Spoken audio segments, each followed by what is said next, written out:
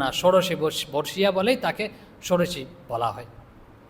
তো মায়ের ঠিক ঠিক অনুভূতি, তার বয়স কিন্তু 16 বছর অনুভূতির দিক দিয়ে, এই কথাটাই মা তখন বলছেন। সময়টাও তিনি বলে দিয়েছেন, বলছে রাত প্রায় 9টা আমাকে তার ঘরে আনলেন। যে মা পাশের ঘরে নববতী ছিলেন, তখন শ্রীরামকৃষ্ণ খবর পাঠিয়ে রাত 9টার দিকে মাকে আনিয়েছেন শ্রীরামকৃষ্ণের নিজ কক্ষে। এনে কি করলেন, যে ঠাকুর বসতে বললেন তাকে। বলছে কীভাবে বসতে বললেন, বলছে ঠাকুর ঘরটা চিন্তা করুন, ঠাকুর পূর্বমুখী হয়ে বসে আছেন, আর শ্রী শ্রীমাকে বলেছেন যে উত্তরমুখী হয়ে ঠাকুরের দক্ষিণ পাশে বসতে।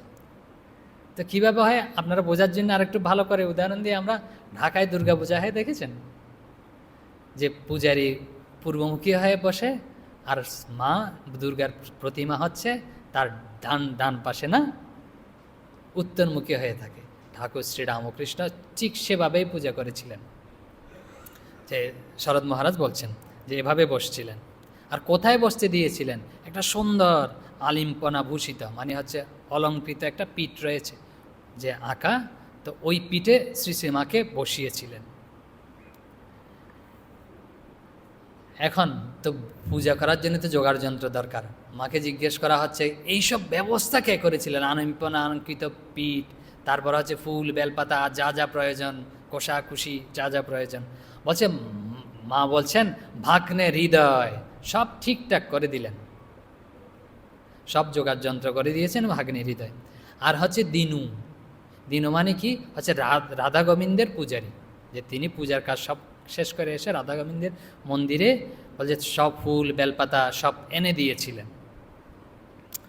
বলছে তো পূজার সময় মা বলছেন কেউ ছিল না ওখানে, কিন্তু সবাই করে দিয়ে না চলে, হৃদয় তো চলে গেছে মায়ের পূজা করতে, ভবতারিণীর পূজা করতে। ওই দিন ফলাহানিনী কালিকা পূজা, বলছে কখন করেছিলেন, ওই দিন ছিল ফলাহানিনী কালিকা পূজা, ওই দিন ষোড়শী রূপে শ্রী শ্রীমাকে পূজা করেছিলেন। ওই হৃদয় চলে গেছেন হচ্ছে পূজা করতে, আর দিনু পূজারিও ছিল না। এখন আমরা প্রশ্ন, রাসবিহারী মহারাজ আমাদের হয়ে প্রশ্ন করছেন, বলছে এই যে পূজা হচ্ছে ভিতরে কেউ টের পায়নি এসব হচ্ছে? বলছেন মা বলছেন উত্তর, বলছে প্রথমে হচ্ছে দরজা বন্ধ ছিল, টের পাবে কি, দরজা তো বন্ধ ছিল ঠাকুরের ঘরে। আর এই যে ঘন্টা বাজছে ভিতরে, এসব শব্দ টব্দ বাইরে যাচ্ছে না, মন্ত্র উচ্চারণ করছে ঠাকুর, যে এসব শব্দ বাইরে যাচ্ছে। বলছে কালীবাড়িতে গানও বাজনা হই হই, কারণ ওখানে তো পূজা হচ্ছে, তো গান বাজনা চলছে, হই হই চলছে, সবাই তা নিয়ে ব্যস্ত এসব। আর ঠাকুরের সাথে ওদের সাথে তো সম্পর্ক নেই, যে ওখানে পূজা হোক, আর তো ঠাকুরকে কেউ দর্শন করে